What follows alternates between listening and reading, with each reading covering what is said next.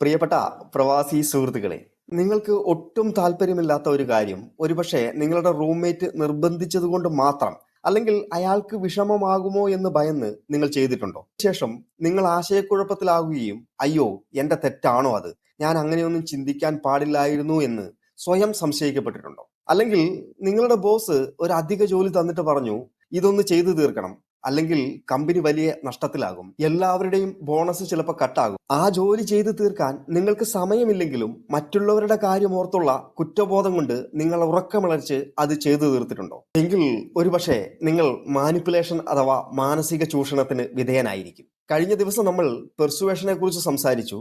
അതൊരു നല്ല ലക്ഷ്യത്തിന് വേണ്ടി മറ്റൊരാളെ സത്യസന്ധമായി സ്വാധീനിക്കുന്ന ഒരു കലയാണ്. എന്നാൽ മാനിപ്പുലേഷൻ അതിന്റെ ഒരു ഇരുണ്ട വശമാണ്. ഒരു വിഷപ്പാമ്പിനെ പോലെ അത് നിങ്ങളറിയാതെ നിങ്ങളുടെ ബന്ധങ്ങളെയും ആത്മവിശ്വാസത്തെയും മാനസികാരോഗ്യത്തെയും വിഷലിപിതമാക്കും.